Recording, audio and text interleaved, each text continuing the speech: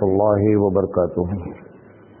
الحمد للہ رب العالمین والعاقبۃ للمتقین والصلاۃ والسلام علی رسولہ الکریم۔ محترم حضرات، ہم دین میں ترجیحات اس عنوان سے آپ سے لگاتار بات کر رہے ہیں اور آج اس کا سیریل نمبر 7 ہے۔ کل میں نے ایک بات کہی تھی، اس کو مکمل کرتے ہیں پھر آگے بات کرتے ہیں انشاءاللہ۔ کل میں نے یہ بات کہی تھی کہ اگر شریعت میں کسی مسئلے میں آسانی اور رخصت یعنی اجازت دی گئی ہو تو ہم لوگوں کو چاہیے، جو علماء کرام ہیں، مفتیان اعظام ہیں، کہ وہ کوشش کریں کہ عوام میں آسانی والی بات کو رواج دیں۔ مشکل مسئلے کو جو ہے وہ فتوے کی شکل نہ اختیار کی جائے۔ اس کے نقصانات بھی بتایا میں نے کہ لوگ دین سے جو ہے وہ پھر وہ اسلام پر اعتراض شروع کرتے ہیں، اسلام کے بارے میں ان کو شک ہوتا ہے۔ اس سے بچانے کا یہ طریقہ ہے۔ یہاں تک بات ہوئی تھی۔ اللہ کے رسول صلی اللہ علیہ وسلم نے اپنی جگہ تربیت فرمائی۔ ہمارے اللہ جو ساری کائنات کو چلاتا ہے،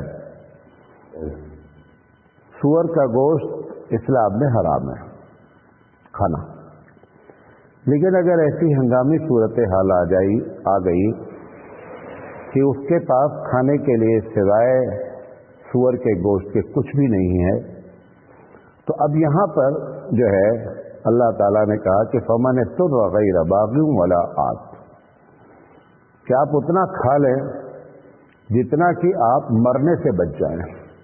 ایک تو ہوتی بھوک ہے، بھوک مٹے گی 4 روٹی سے، جان بچے گی آدھی روٹی سے۔ اگر آدھی روٹی سے جان بچ جاتی ہے تو آپ جان بچا لیں۔ اس سے جس بات کی طرف اشارہ ہوا کہ ہر وقت ایمرجنسی حالات کو عام حالات پر بیان نہیں کرنا چاہیے۔ نہیں، اب ہر حال میں آپ کسی بھی شکل میں نہیں کھاتے، یہ ایمرجنسی صورت ہے۔ تو تیسری بات جو بتانا چاہتے ہیں کہ اگر کوئی ایمرجنسی صورتحال آتی ہے، جیسے میں نے آپ کو اس کل مثال دی تھی کہ ایک آدمی کہیں بارات میں گیا ہے، کہیں بھی گیا ہے، اب نماز کا وقت ہو گیا ہے، اس کو یہی مسئلہ بتایا گیا ہے کہ ٹی شرٹ پر نماز نہیں ہوتی۔ آپ اس کو ایسے موقع پر ایمرجنسی حالت میں بتائیں کہ کچھ بھی نہیں ہوتا، آپ نماز پڑھیں۔ کتنے لوگ ہیں جو بھیا ناپاک ہیں؟ بھئی کیا ناپاکی ہے آپ کو؟ مسلمان ناپاک نہیں ہوتا بھائی، کیا ناپاکی ہے؟ استنجا نہیں ہے تو جتنی دور کپڑا گندا ہے اس کو صاف کر لو، نماز پڑھ لو۔ چھینٹ پڑ گیا ہے، چھینٹ پڑ گئی ہے، نماز کا وقت ہو گیا، کوئی جگاڑ نہیں ہے، چھینٹ والی حالت میں نماز پڑھو۔ نہیں معلوم ہو رہا ہے کپڑا کتنا گندا ہے، نماز نہیں چھوڑ سکتے، لیکن اس کو ایسے مسئلے بیان کر دیے گئے ہیں کہ وہ نماز چھوڑنا آسان سمجھتا ہے اور اسلام کے بتائے ہوئے آسان قانون پر عمل کرنا اس کے لیے مشکل محسوس ہوتا ہے۔ جو مشکل ہونا تھا وہ آسان کر دیا، اور جو آسان تھا اس کو کیا کر دیا؟ مشکل کر دیا۔ تو ایمرجنسی حالات میں عام حالات کو کبھی بھی جو ہے وہ فتویٰ نہیں دینا چاہیے، مسئلہ نہیں بیان کرنا چاہیے، بلکہ ایمرجنسی کو مد نظر رکھنا چاہیے جیسے اللہ نے ہم کو بتایا۔ اسی طریقے سے ایک چیز مثال کے طور پر، ایک آدمی کچھ جاننا چاہتا ہے آپ سے، آپ سمجھتے ہیں کہ اگر پہلے دن ہم نے اس کو ہائی ڈوز دے دیا، سخت بات کہہ دیا، تو یہ جو کرنا چاہتا ہے وہ بھی نہیں کرے گا۔ ایسی جگہ پہ دھیرے دھیرے چلیں۔ شراب، عرب شراب کے رسیا تھے، اتنا پیتے تھے کہ آپ تصور نہیں کر سکتے۔ اب شراب تو پہلے دن سے ہی اللہ کی شریعت میں نبی کریم صلی اللہ علیہ وسلم کے ذریعے حرام ہونی ہی تھی، لیکن اللہ نے ڈائریکٹ شراب کو نہیں کہہ دیا کہ جیسے ہی جس دن بعثت ہوئی اس کے بعد 23 سال اللہ کے رسول مکے میں اور مدینے میں ملا کے رہے، لیکن اللہ نے پہلے دن جیسے ہی اقرا بسم ربک نازل ہوئی، ہونا کیا چاہیے تھا کہ بھائی شراب حرام ہے، آج سے شراب حرام ہے. اللہ نے ایسا نہیں کہا. اللہ نے اسٹیپ وائز شراب کو حرام کیا. اسے معلوم تھا کہ یہ بڑے رسیا ہیں، اگر ڈائریکٹ شراب حرام کی جائے گی تو حکم کی نافرمانی ہوگی، گنہگار ہو جائیں گے اور شراب بھی نہیں چھوڑ پائیں گے. لہذا اللہ تعالیٰ نے اسٹیپ وائز شراب کو حرام کیا کہ شراب بری چیز ہے. اس نے کہا شراب بری چیز ہے، اور جب کم سے کم اس بات کا خیال رکھو کہ جب نماز پڑھنے میں آؤ تو اس سے پہلے شراب نہیں پیو. لا تقربوا الصلاۃ وانتم سکارا، کہ نماز نشے کی حالت میں نہ پڑھو. یہ دوسرا اسٹیپ. پھر تیسرا جب دیکھا کہ اب ان کے دلوں میں اسلام رچ بس گیا ہے تو اللہ تعالیٰ نے کہا فاجتنبوہ، کہ اب اس سے 100%، اور نتیجہ کیا نکلا؟ 100% دل حرام کی گئی. اتنے زیادہ ان کے دل میں اللہ کا خوف ہو پیدا کر دیا گیا تھا کہ انہوں نے گھر کی بنی شرابیں سب نالیوں میں لڑکا دیا. اور اسی کا نام تقویٰ ہے. کل میں نے ایک بچے سے کہا ہمارے یہاں کہ تم نے یہ لال شرٹ پہنی ہے، یہ اللہ کے رسول کو نہیں پسند ہے. دوسرا لڑکا ہوتا کیا کرتا؟ ٹھیک ہے، انہوں نے کہا مولانا صاحب ابھی اتار دیتے ہیں. اور ویسے ہی مہمان خانے میں بنیان پہن کر بیٹھا رہا اور شرٹ سے لگی. یہ اصل اسی کا نام بزرگی ہے، یہی تقویٰ ہے کہ اگر اللہ اور رسول کی بات آ جائے تو اپنا مزاج، اپنی عادت، اپنی روایت جس نے چھوڑی، اس کا اتنا بڑا ثواب ہے جس کو تولا نہیں جا سکتا. یہ تولنے والی چیز نہیں کہ آپ بتا دیں کہ آپ کو اتنا ثواب ملا. ہم کو جو بڑا گناہ ملتا ہے، جو بڑے گناہ ہیں وہ تو ملتے ہی ہیں، لیکن وہ بڑا گناہ ہوتا ہے. قرآن نے کیا کہا؟ یا ایھا الذین آمنوا لا تقدموا بین یدی اللہ، کیا ایمان والو جب اللہ رسول کی بات آ جائے تو اس کے آگے بات نہیں کرو. اللہ کا بھی ذکر، اس کے آگے کیا ہے؟ بین یدی اللہ و رسول، کہ رسول کی بات آ گئی، اللہ کی بات آ گئی تو ہماری حیثیت کیا ہے؟ کیا ہے؟ کس چیز کی مولی ہماری؟ اس کو لوگ نہیں جانتے کہ یہ اصل تقویٰ ہے، یہی اصل ایمان کی علامت ہے. تو جب ان سے بتایا گیا شراب حرام ہے، جن لوگوں نے اس وقت منہ میں رکھا تھا اس کو بھی کلی کر دیا. کہہ سکتے تھے اب حرام ہوئی ہے چلو اب جو منہ میں آ گیا. نہیں، جب اللہ نے کہہ دیا، ہمارے رسول نے کہہ دیا، ختم ہو گئی بات. یہ اپنی زندگی میں آپ دیکھیں، جتنے سیکنڈ آپ کی زندگی میں لمحہ آتا ہے، یہی لمحہ آپ کو بنیاد بن سکتا ہے آپ کو جنت پہ جانے کی. عورت، بخاری کی روایت ہے کہ عورت نہایت کرپٹ زانیہ عورت ہے. ایک لمحے کے لیے اس کے دل میں یہ بات آئی کہ یہ کتا پیاسا ہے، اللہ کی مخلوق ہے اور اس کو پانی پلانا چاہیے. اس نے پانی پلا دیا. بخاری کی روایت ہے کہ اس وقت کے نبی کو اطلاع دی گئی کہ اس کو بتا دو کہ میں نے اس کو معاف کر دیا. زانیہ عورت ہے. اور سب سے بڑا کیا ہے؟ جتنی آپ روزہ کر رہے ہو، نماز کر رہے ہو، اگر اللہ کے مقابلے میں ہٹ دھرمی ہے، یہ سب نمازیں ایسی کھڑی ہو جائیں گی کہ پتہ بھی نہیں چلے گا کہ ان کے پلڑے میں ان کا وزن کیا ٹھہرا.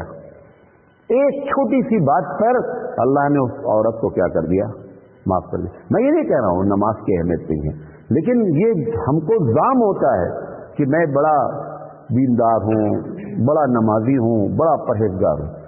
پرہیز لفظ ہوتا ہے گناہ سے بچنے کا نام. لہذا تدریج کو سامنے رکھے. تدریج کہتے ہیں اسٹیپ بائی اسٹیپ کام کرنا، اس کو کہتے ہیں تدریجن. اللہ نے اس کو ہم کو بھی، ہم لوگوں جیسے لوگوں کو بھی اس کو اختیار کرنا. دیکھیے نبی کریم صلی اللہ علیہ وسلم لمبی نمازیں پڑھتے تھے. کب پڑھتے تھے؟ آج آپ دیکھیں ایک میں امام ہوں، میں جب امامت کرتا ہوں تو 2 رکعت میں 6 منٹ پہ پڑھتا ہوں. کتنے منٹ میں پڑھتا ہوں؟ 6 منٹ. مثال دے رہا ہوں، جب میں اپنی 2 رکعت نماز پڑھتا ہوں تو کتنی دیر میں پڑھتا ہوں؟ 2 منٹ میں. یہ کیا مطلب ہوا؟ حدیث میں آ رہا ہے کہ جب آپ امام ہو تو سب کا خیال رکھیں. حبیب مصطفیٰ قرآن پڑھ رہے ہوں جن پر قرآن نازل ہوا ہے, لوگ شوقین ہیں ان کی زبان مبارک سے قرآن کریم سننے کے لیے. اللہ کے رسول فرماتے ہیں کہ مجھے احساس ہوتا ہے کہ عورتیں بھی اس میں شامل ہیں, بچے روتے ہیں, میں فوراً رکوع کر دیتا ہوں. کس چیز کو پریفرنس دیا گیا؟ نماز لمبی جو پڑھنے کی بات ہے پوری دنیا کا معاملہ ہے. امام حرم بھی اس سے مستثنا نہیں ہے. اپنی نماز آپ جا کر کے ان کی دیکھیں گے تو 3 منٹ میں ہوگی, اور جب جماعت کر رہے ہیں تو 10 منٹ ہوگی. جب امامت کر رہے ہوں گے تو خوب خوشو خضو سے کر رہے ہوں گے, جب اپنی پڑھ رہے ہیں تو دھڑا دھڑ پڑھ رہے ہیں. اللہ کے رسول صلی اللہ علیہ وسلم لمبی نمازیں پڑھتے تھے, پیروں میں ورم آتا تھا. کبھی جماعت کی حالت میں آپ نے ایسا نہیں کیا. آپ لمبی نماز پڑھیں, لمبی نماز کی اپنی فضیلت ہے, لیکن جہاں پر اللہ کے رسول نے کہہ دیا ہلکی نماز پڑھو وہاں ہلکی ہی افضل ہے, لمبی افضل نہیں ہے. معاذ بن جبل کا غالباً واقعہ ہے کہ ان کو امام بنا دیا گیا.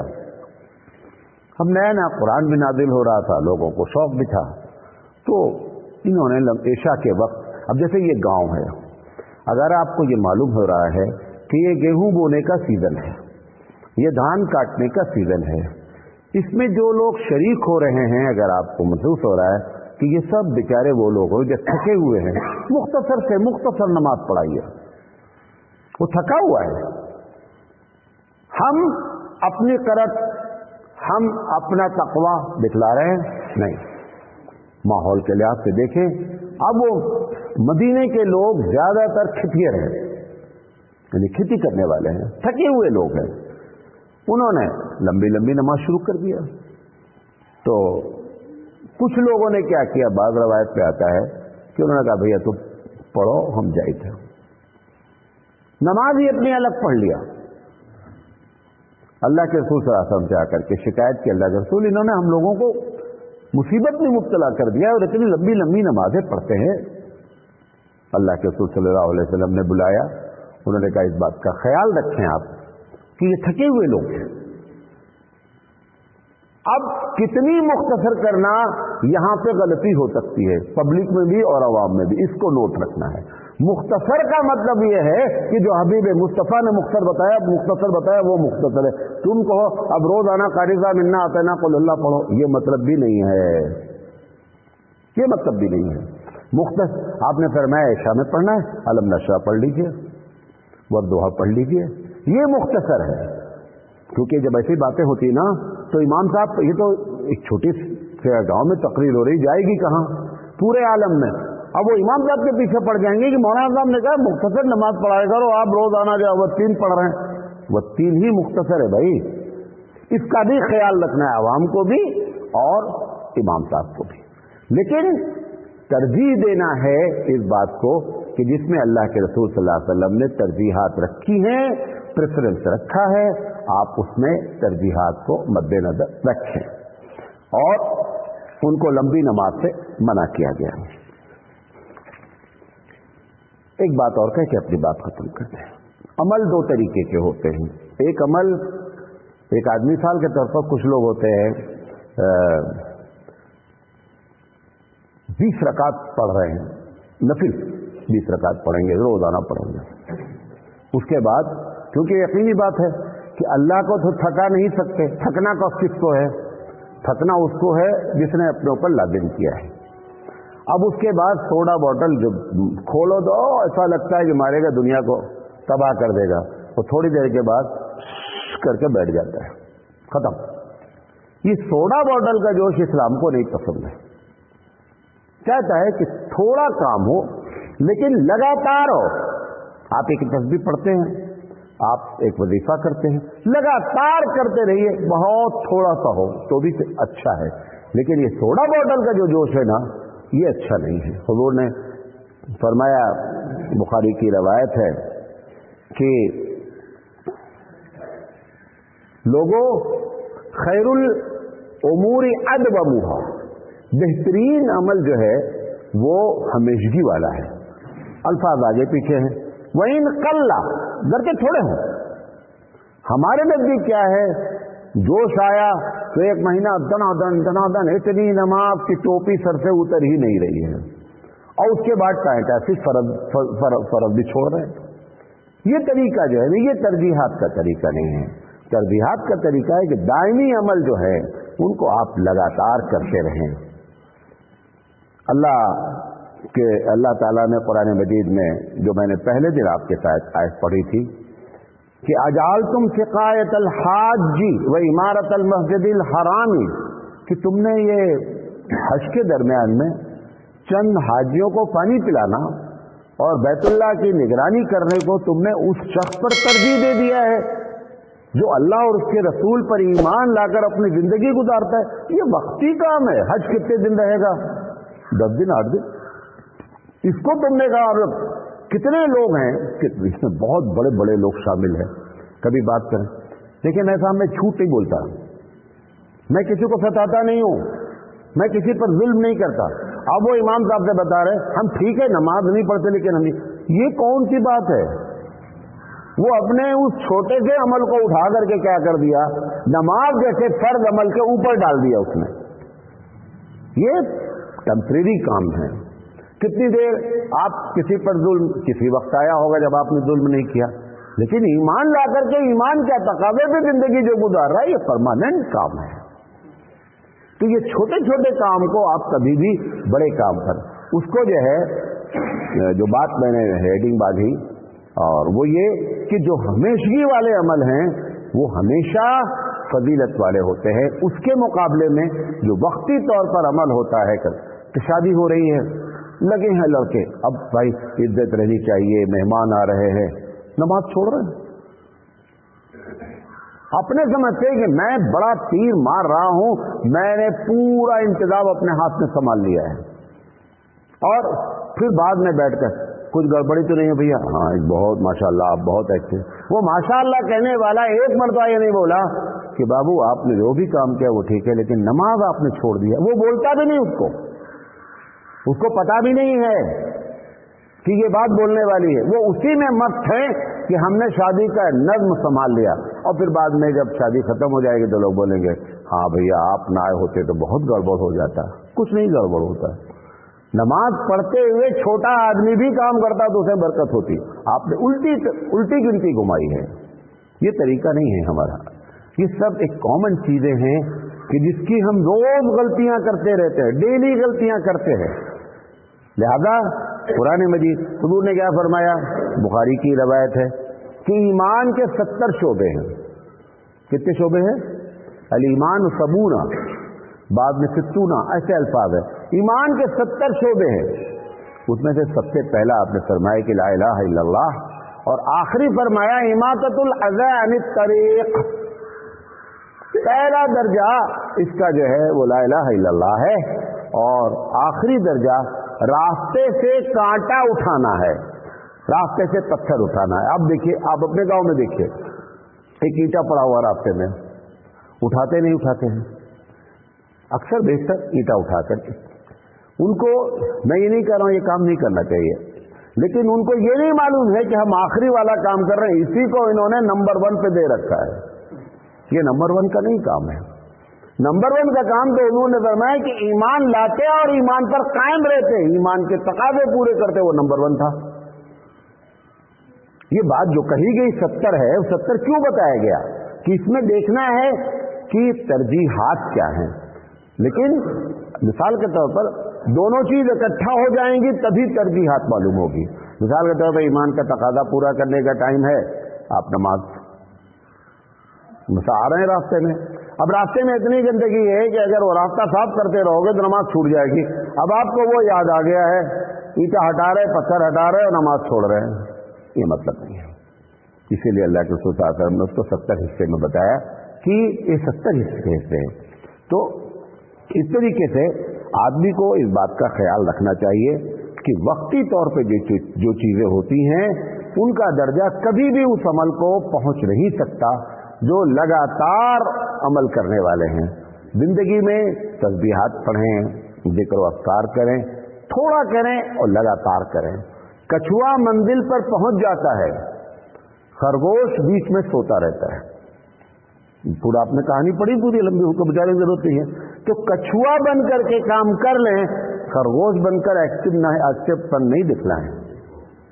انشاءاللہ زندگی تو آگے بات کریں گے۔ وآخر دعوانا ان الحمد للہ رب العالمین۔